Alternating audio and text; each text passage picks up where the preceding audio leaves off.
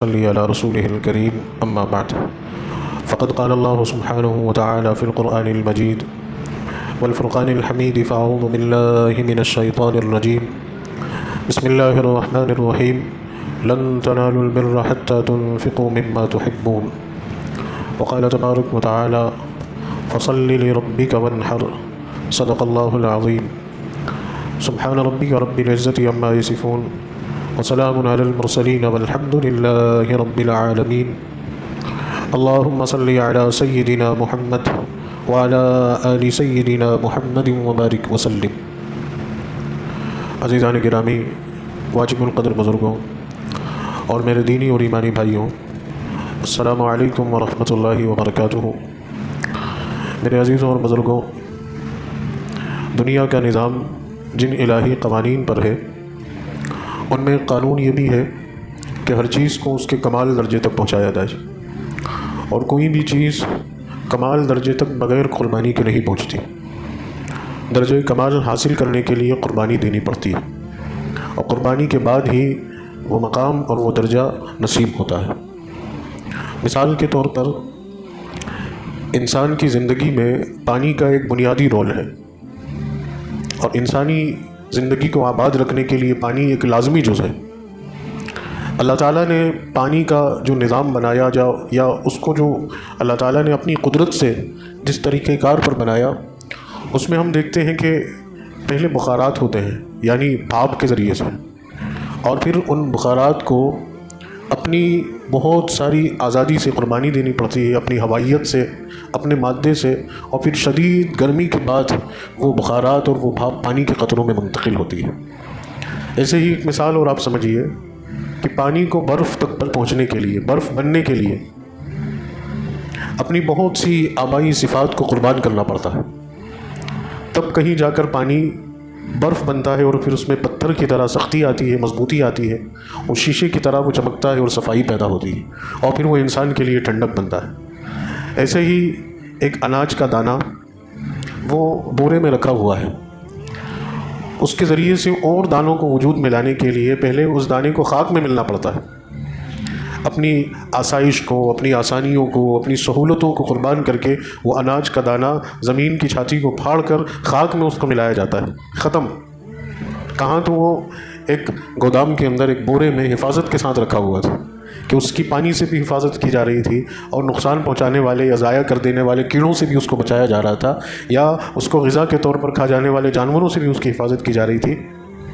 اور کہاں اس کو پھر زمین کے اندر لا کر ڈال دیا گیا، پوری طرح سے اس کا وجود ختم ہوا، اور اس نے اپنے وجود کی قربانی دی، پھر تب کہیں جا کر اس سے ایک پودا نمودار ہوا، پھر اس پودے سے سلسلہ شروع ہو کر سینکڑوں دانے وجود میں آئے۔ تو گویا کہ کسی بھی چیز کو کمال درجے تک پہنچنے کے لیے قربانی دینی پڑتی ہے۔ ہم اپنی زندگی میں اگر دیکھیں کہ زندگی میں دنیاوی اعتبار سے کوئی مقام یا کوئی عہدہ پانے کے لیے کتنی محنت کرنی پڑتی ہے۔ ایک بچہ رات دن محنت کر کے، پڑھائی کر کے وہ کامیاب ہوتا ہے، ایک کامیاب ہونے کے بعد اسے ایک اچھا عہدہ ملتا ہے، اور وہیں اس کے ساتھ میں اسی کی کلاس میں ایک بچہ تھا جو لاپرواہ تھا، سست تھا، کاہل تھا، محنت نہیں کرتا تھا، وقت کو ضائع کرتا تھا، پڑھائی میں من نہیں لگاتا تھا، رات دن اس نے محنت نہیں کی، تو وہ ناکام ہے، اسے کوئی عہدہ نصیب نہیں ہوا۔ تو کامیابی قربانی کے بعد ہے، اور جتنی بڑی کامیابی ہوگی اتنی ہی بڑی قربانی دینی ہوگی۔ یہ تو دنیاوی لحاظ سے، لیکن ایک انسان کے لیے، اور انسان میں بھی ایک مومن کے لیے، ایک مسلمان کے لیے سب سے بڑی کامیابی کیا ہے؟ سب سے بڑی کامیابی یہ ہے کہ اسے اللہ کا قرب نصیب ہو جائے، اللہ کی بارگاہ عالیہ میں وہ مقبول قرار دے دیا جائے، اور اللہ رب العزت اسے قبول کر لیں، تو یہ انسان کی سب سے بڑی کامیابی ہے۔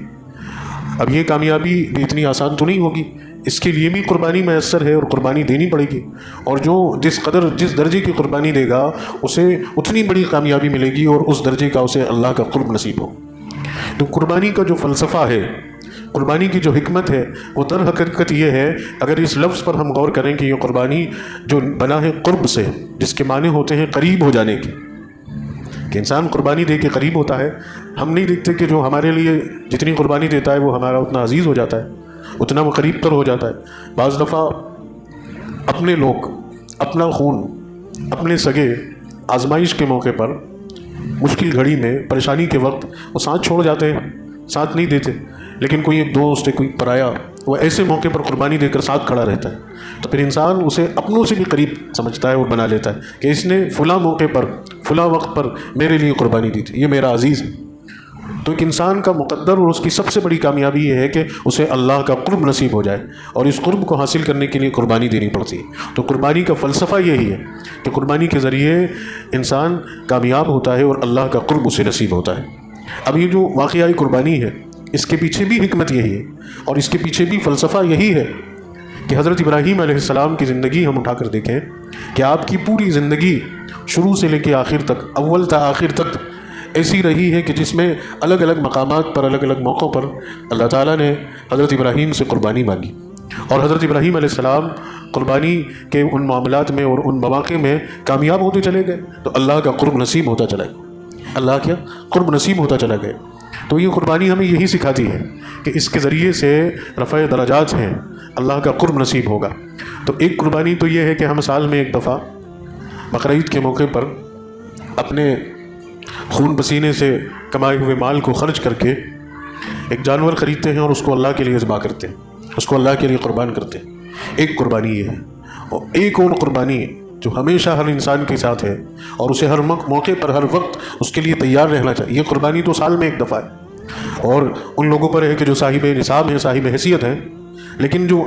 ایک قربانی جو حقیقی قربانی ہے، لازمی قربانی ہے، جس کا تعلق انسان کے نفس سے ہے، وہ تو ہر ایک پر لازم ہے، ہر ایک پر واجب ہے، ہر ایک کے لیے ضروری ہے۔ اور یہ قربانی شروع ہو جاتی ہے کلمہ پڑھ لینے سے ہی، دائرہ اسلام میں داخل ہوتے سے ہی۔ اور وہ قربانی کیا ہے؟ وہ قربانی یہ ہے کہ کلمہ اگر پڑھ لیا ہے، ایمان میں اگر داخل ہو گئے، اسلام میں داخل ہو گئے ہیں، تو پھر سب سے پہلی قربانی وہ کیا ہوگی کہ اپنے نفس کو قربان کرنا پڑے گا۔ انسان کو اس بات پر قائم رہنا پڑے گا کہ اب میں آزاد نہیں ہوں۔ میری بات کو بہت اچھے سے سمجھیے گا۔ اسلام اور ایمان یہی ہے کہ انسان یہ تصور کر کے اس دنیا میں زندگی گزارے کہ میں دوسرے لوگوں کی طرح آزاد نہیں ہوں، کہ دوسرے لوگ جو مرضی وہ کریں،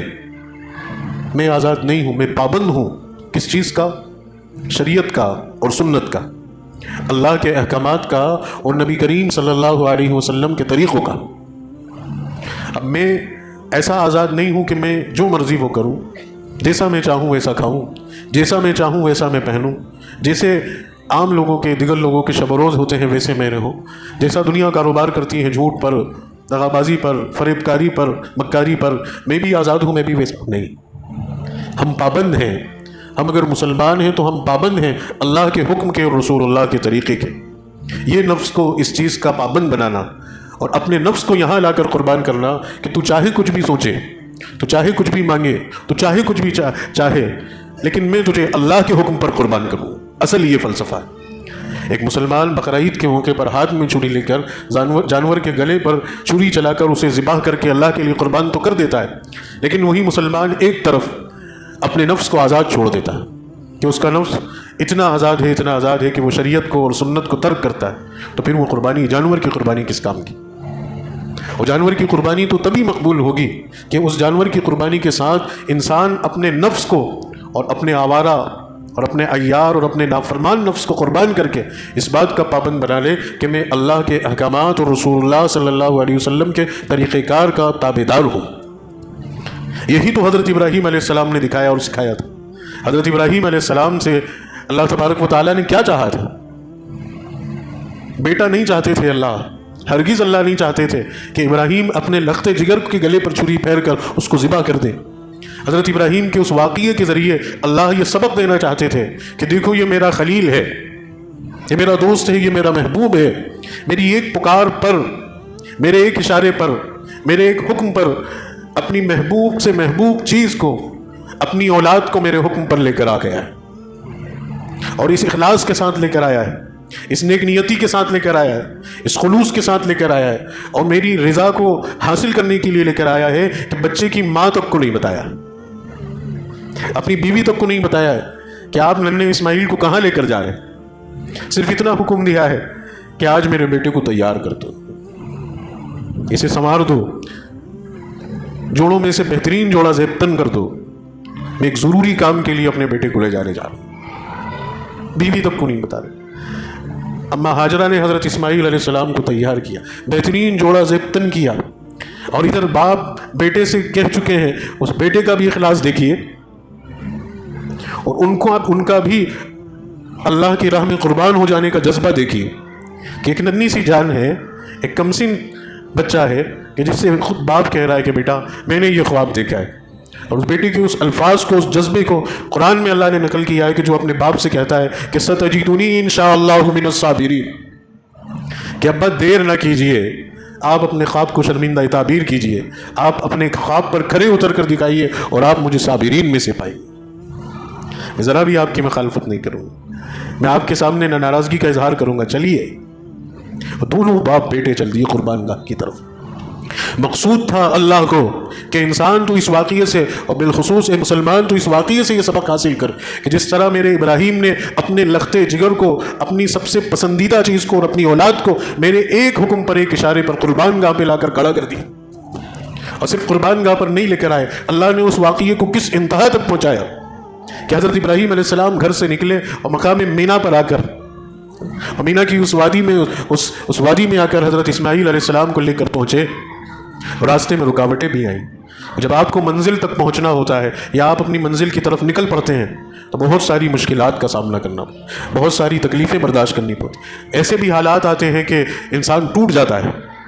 انسان ہمت ہار جاتا ہے، رکاوٹیں آتی ہیں، روکنے والے درمیان میں کھڑے ہو جاتے ہیں، اور آیا شیطان بیچ میں، اور اسے تو پتا تھا نا کہ وہ تاریخ رقم ہو رہی ہے اور پوری انسانی دنیا کے اوپر یہ ایک ایسا واقعہ افکار کو کھلنے والا ہے کہ جس کو رہتی دنیا تک انسانیت عبرت اور سبق کے طور پر دیکھے گی، اور اللہ اس واقعے کے ذریعے سے حضرت ابراہیم اور حضرت اسماعیل کو کیا مقام دے دیں گے،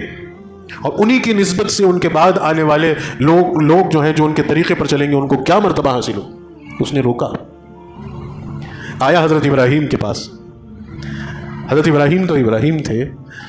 اللہ کے حکم کو پورا کرنے میں جو چیز حائل ہو رہی ہے سمجھتے ہیں کہ یہ خیر والی ہے، اس کو ختم کیا جائے، اس کو مگایا، ذلیل و خوار کیا اور اس کو رسوا کر کے بگایا۔ وہ حضرت اسماعیل کے پاس آیا۔ دیکھیے جب باپ نیک ہوتا ہے، میری بات کو غور سے سنیے گا، کہ جب باپ نیک ہوتا ہے، اس کی کمائی حلال ہوتی ہے، تو پھر اس کی صحبت بھی نیک ہوتی ہے، اس کی صحبت میں پروان چڑھنے والی اولاد بھی نیک ہوتی ہے، اور فطری طور پر نیک باپ کی اولاد کو اللہ فطرتاً اس کو نیکی پر کام ہوں۔ حضرت اسماعیل کوئی بہت زیادہ عمر والے نہیں تھے کہ ساری چیزیں سمجھ، لیکن اپنے ایک نیک باپ کی صحبت حاصل کی تھی۔ ضروری ہے، یہ بھی ہر باپ کے لیے ضروری ہے کہ وہ اپنے آپ کو نیک بنائے، اس کی نیکی اس کی اولاد کا مقدر بنے گی، باپ کی نیکی اولاد کا مقدر بنے گی۔ ایک چیز، اعمال ٹھیک ہوں گے، زندگی نیکوکاری والی ہوگی تو اس کی برکت سے اللہ اولاد کو نیک بنائیں گے، اور اگر اعمال ٹھیک نہیں ہوں گے، زندگی نیکوکاری والی نہیں ہوگی تو اس کی نحوست اولاد پر بھی پڑتی ہے۔ اسی کے ساتھ ساتھ روزی اگر حلال ہوئی، باپ کماتا ہے نا، ایک عرصے تک تو اولاد باپ پر ڈیپینڈ ہوتی ہے، جو باپ کما کے لایا وہ اس نے کھایا، جو باپ کما کے لایا، جو جوڑا باپ نے سلا کے دیا وہ اس نے پہنا، جو آشائش گھروں میں باپ نے دی اس کو آشائش سے فائدہ اولاد نے اٹھایا۔ تو روزی اگر حلال ہے تو اس حلال روزی کی برکت سے اولاد کا مقدر کامیاب ہوتا ہے،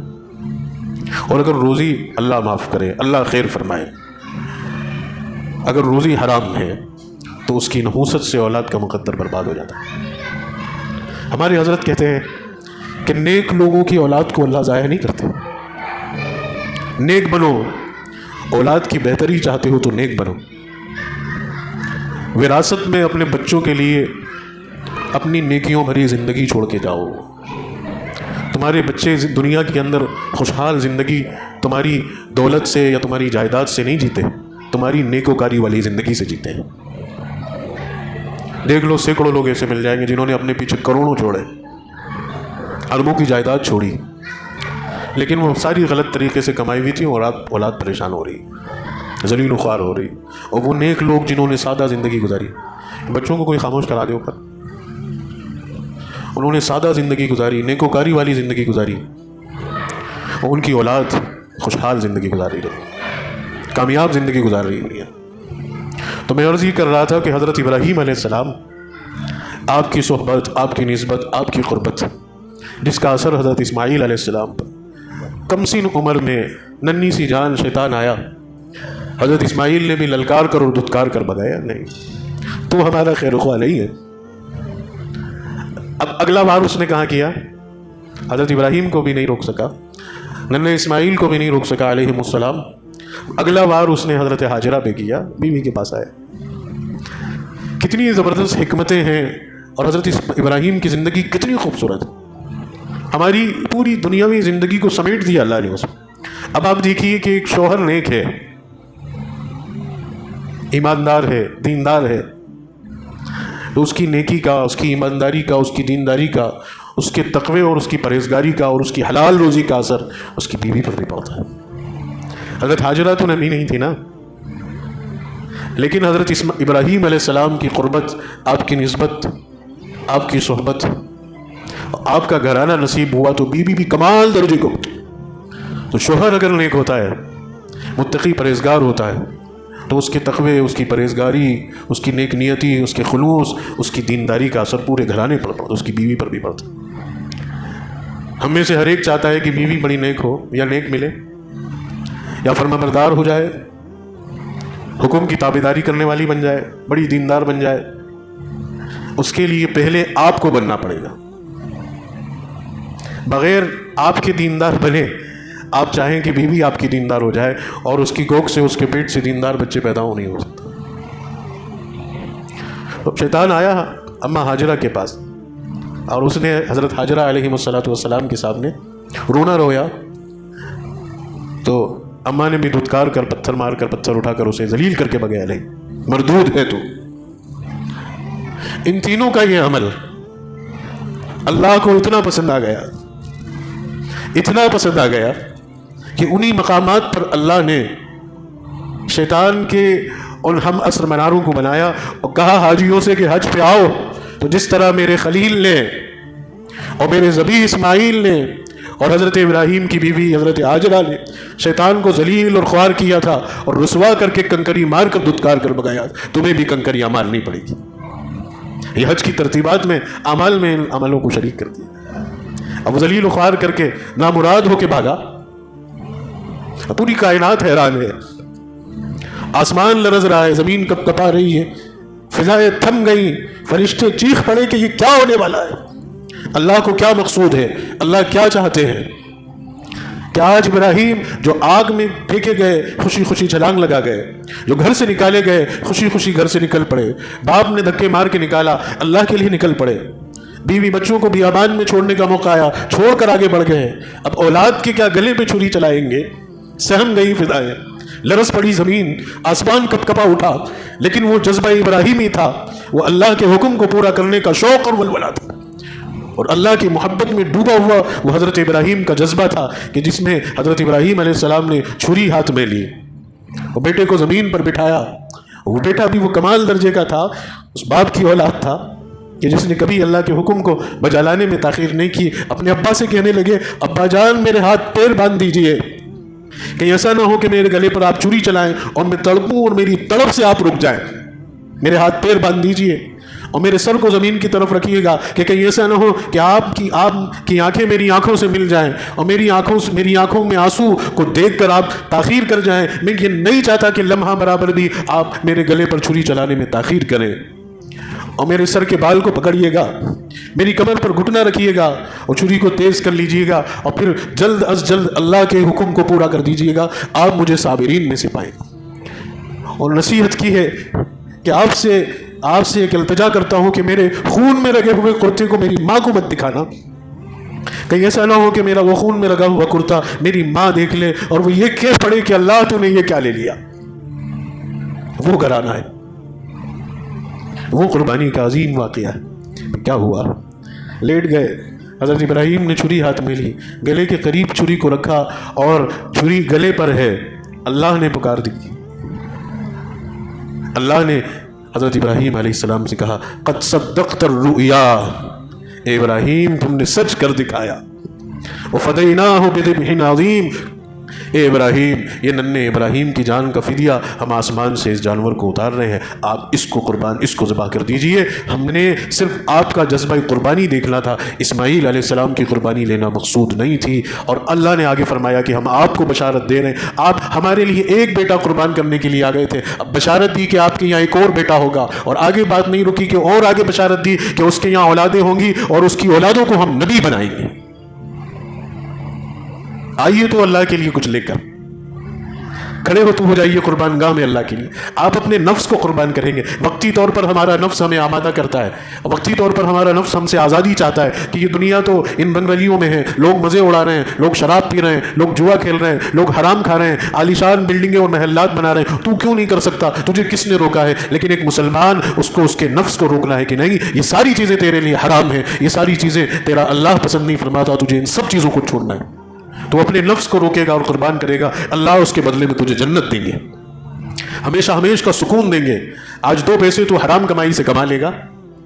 ذرا سی دیر کی لذت تو حاصل کر لے گا، تھوڑی سی شہرت تو پا جائے گا، اچھا مکان، اچھی بلڈنگ، اچھی حویلی تو بنا لے گا، مہنگی کار تو خرید لے گا، اچھا اسٹیٹس تیرا قائم ہو جائے گا۔ لیکن یہ سب وقتی ہے، جہاں تجھے موت آئی تیرا سارا اسٹیٹس ختم ہو گیا، تیری وہ حویلی پڑی رہ جائے گی، تیری وہ مہنگی کار سڑتی رہ جائے گی، اور تجھے سب کچھ چھوڑ کر اس قبر کے گڑھے میں جا کر سو جانا ہے، اور پھر اس کے ذریعے سے جو وبال، جو عذاب، وہ ہمیشہ ہمیش بھگتنا۔ اور اگر اپنے نفس کو روک لیا، مسلمان ہونے کی حیثیت سے حرام سے بچ گیا، جھوٹ کو چھوڑ دیا، دغا بازی کو، فریب کو چھوڑ دیا، لوگوں کو اذیت پہنچانا بند کر دیا، تو اپنے نفس کو قابو میں کر کے پھر اللہ اس کے بدلے میں تجھے جنت عطا فرمائے گی، ایسی عالیشان جنت کہ جس کی نعمتوں کا تصور بھی نہیں کیا جا سکتا۔ انسان اپنے ذہن سے جنت کی ان نعمتوں کے تصور کے خاکے کو بھی نہیں بنا سکتا۔ ایسی عظیم اور عالیشان جنت اللہ نے بنا رکھی ہے ان کے لیے کہ جو اللہ کے لیے قربانی دی۔ کون سی قربانی ہے؟ جانور والی قربانی نہیں، نفس کی قربانی، خواہشات کی قربانی، جھوٹ اور غلط کاموں کی قربانی، حقیقت پسند اور سچائی کے اصولوں پر چلنے سے جو تکلیفیں آتی ہیں ان تکلیفوں کو برداشت کرنے کی قربانی، روکھا سوکھا کھا کے ہلکی پھلکی زندگی گزارنے میں جو تکلیفیں آتی ہیں ان کو برداشت کرنے والی قربانی، اس کے بدلے میں اللہ نے جنت دی۔ تو یہ واقعہ قربانی ہمیں اس بات کا سبق دیتا ہے کہ لوگوں، جانور کو ذبح کرنے کے ساتھ ساتھ اپنے اس مکار اور عیار اور اس بگڑے ہوئے نفس کو بھی ذبح کرو۔ غلط کام، برائی، ہر وہ چیز جو اللہ کو پسند نہیں ہے اسے چھوڑ دو، اس کی قربانی دے۔ ہر وہ کام اختیار کر لو جو اللہ کو پسند ہے اور اسے اختیار کر لو اور اس پر عمل پیرا ہو جائے، اللہ کامیاب کرے گا، اللہ سربلندی عطا فرمائے۔ یہ واقعی قربانی اور فلسفہ قربانی ہے۔ اسی کے ساتھ ساتھ ایک بات اور عرض کرتا چلوں کہ یہ جو دن چل رہے ہیں ذی الحج کے، یہ جو 10 دن اور 10 راتیں جن کی اللہ نے قرآن میں قسم اٹھائی، والفجر ولیال عشر، اللہ نے قسم کھائی ہے 10 دنوں کی اور 10 راتوں کی، یہ بڑے اہم دن ہیں، دن بھی اور راتیں بھی۔ نبی کریم صلی اللہ علیہ وسلم نے فرمایا کہ دنوں میں روزہ رکھو اور راتوں کو اللہ کی عبادت کرتے ہوئے گزارو۔ جس طرح رمضان کی راتوں کی شب بیداری ہوتی ہے، ویسے ہی ذی الحج کی راتوں میں بھی اللہ کی عبادت کرتے ہوئے ان راتوں کو گزارنا چاہیے اور دن کا روزہ رکھنا چاہیے، اور خاص طور سے 9 ذی الحج کا روزہ، یعنی عید کے ایک دن پہلے کا روزہ، 9 تاریخ جب چاند کی ہوگی، اس دن کے روزے کی فضیلت یہ بتائی گئی کہ 1 سال پہلے کے اور 1 سال بعد کے گناہوں کا کفارہ۔ اس روزے کی برکت سے جو صرف اللہ کو راضی کرنے کے لیے روزہ رکھا جاتا ہے، تو اللہ تعالیٰ مومن کے 1 سال پہلے کے اور 1 سال بعد کے گناہوں کو اللہ تعالیٰ بخش دیتا ہے۔ اور عرفے کا دن جو سال کے تمام دنوں میں سب سے بڑا اور سب سے اہم دن ہے، اس دن کی فضیلت بتائی گئی، اور وہ عرفے کا دن کہ جب تمام حجاج اکرام اور دنیا کے کونے کونے سے نکل پڑے، دنیا کے چپے چپے سے اللہ نے جن کو بلایا، اللہ کے وہ مہمان اور اللہ کے وہ پسندیدہ بندے اور بندیاں ساری دنیا سے نکل کر مقامات مقدسہ میں، سرزمین مقدسہ میں، بیت اللہ کے ارد گرد، مقام حرم میں، کبھی منی میں، کبھی مزدلفہ میں، کبھی عرفات میں، کبھی مسجد حرم میں، تو کبھی مسجد نبوی میں، دنیا بھر سے اللہ کے عشاق، اللہ سے محبت کرنے والے اور جن سے اللہ محبت کرتا ہے، اللہ تعالیٰ جمع فرماتے ہیں۔ اہل قلب اور اہل نظر حضرات فرماتے ہیں کہ یہ جو ذی الحج کے یہ جو 10 دن ہیں، بڑی عجیب روحانیت والے اور کیفیت والے دن، انسان کے جذبات کو جھنجھوڑ دینے والی، اور یہ نصیب ہوتی ہے، یہ کیفیت نصیب ہوتی ہے ان لوگوں کو جو نیک لوگ ہوتے ہیں۔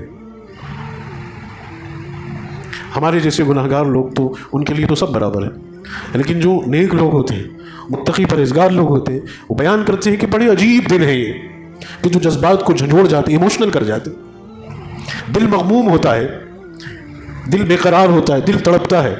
آنکھ لبریز ہو جاتی ہے, آنکھ بہہ پڑتی ہے, تھامے نہیں تھمتی, ذرا سی خبر ملتی ہے کہ فلاں شخص حج پہ جا رہا ہے. آپ نے دیکھا ہوگا کہ کبھی محسوس کیا ہوگا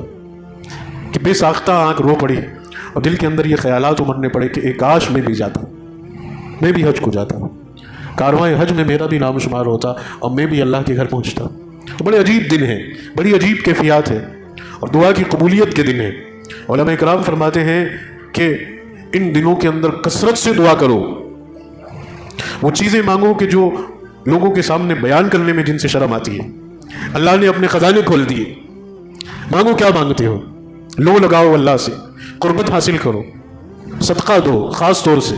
جو فرمایا کہ دن میں روزہ رکھو, اور 9 تاریخ کا عرفے کے دن کا لازمی روزہ رکھو. ہمارے یہاں وہ 9 تاریخ کب کی ہوگی؟ کب کی ہوگی؟ بدھ کا دن رہے گا,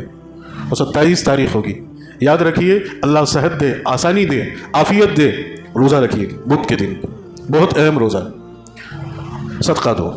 اپنی حیثیت کے مطابق, جتنا اللہ نے نواز رکھا ہے, کم از کم روزانہ کا اپنی طرف سے, اپنی اولاد کی طرف سے, اپنے گھر والوں کی یا ان کے ہاتھوں سے کم از کم آج کے اس دور میں 10 روپے 5 روپے تو صدقہ نکالو. کثرت سے دعا کرو, کثرت سے دعا کرو. اور ایک بڑا عمل, بہت اہم عمل جو اللہ کو سب سے زیادہ پسند ہے ان دنوں میں, وہ قربانی کا عمل ہے. اللہ نے صاحب حیثیت بنایا ہے قربانی کا. اب جس کی جیسی حیثیت ہے, یہ تو معاملہ ایک باپ اور بیٹے کا تھا نا, حضرت اسماعیل کی قربانی کا تھا, اور اللہ نے کیا فرمایا, وَفَدَيْنَاهُ بِذِبْحٍ عَظِيمٍ. یہ جو قربانی کے جانور ہیں یہ حضرت اسماعیل کی جان کا فدیہ ہے. اب آؤ اپنی حیثیت کے مطابق حضرت اسماعیل کی جان کا فدیہ لے کر, فقیروں کی طرح اور چماروں کی طرح چھوٹی موٹی رقم لے کے مت آ جانا کہ اللہ نے حیثیت تو کروڑوں کی بنائی اور وہ 20-25 ہزار کے بکرے میں رونا رو رہے ہیں کہ مہنگا تو نہیں آ گیا. اس کا تول مول بھاؤ کر رہے ہیں. وہ جو بیچنے والا ہے, جو جانور کو محبت سے پالنے والا ہے, اس کے کلیجے پہ چھری چلا رہے ہو, ایسی بولی لگا رہے ہو کہ وہ اسماعیل علیہ السلام کی جان کا فدیہ خرید لو. اپنی حیثیت مجھ سے چھپا لو گے, ان سے چھپا لو گے, ان سے بچ جاؤ گے, اللہ سے بچو گے. اللہ تو جانتا ہے کتنی حیثیت. بچوں کی شادی میں لاکھوں روپے خرچ کرے اور قربانی کے نام پہ 25-30 ہزار کا جانور خریدنے میں سوچ رہے مہنگا تو نہیں آ گیا. پچھلے سال تو 22 میں 18 میں لے لیا تھا, آپ 27 کا لینا پڑتا. نہیں, یہ ایک ایک روپیہ جو قربانی کے جانور پر لگایا ہے, یہ حضرت اسماعیل علیہ السلام کل کھڑے ہو کے دعا دیں گے. تو اپنی حیثیت پر آؤ, اپنی حیثیت پر آؤ, اور اپنی حیثیت پر قربانی کرو. موٹی سے موٹی رقم کی قربانی کرو. اللہ نے 50,000 کی قربانی کی حیثیت دی ہے, 50 کی کرو. گھامڑ اور بخیل مت بنو کہ 20-25 کا لے کر جان چھوڑا رہے ہو. اب وہ 50 کی لاکھ روپے کی قربانی کے طریقے کا علماء نے یہ حکم دیا کہ ایک جانور 50 کا لاکھ کا مت خریدو. اچھے نفیس خوبصورت تندرست صحت مند جانور 2 خرید لو, 3 خرید لو. رقم تو اتنی لگے گی, جانور کا عدد بڑھے گا. جب جانور کا عدد بڑھے گا تو گوشت کی مقدار بڑھے گی, اور جب گوشت کی مقدار بڑھے گی تو زیادہ سے زیادہ لوگوں تک گوشت پہنچے گا. تو ان کی طرف سے جو دعائیں ملیں گی وہ بھی نیک نیتی کا ثمرہ بنے.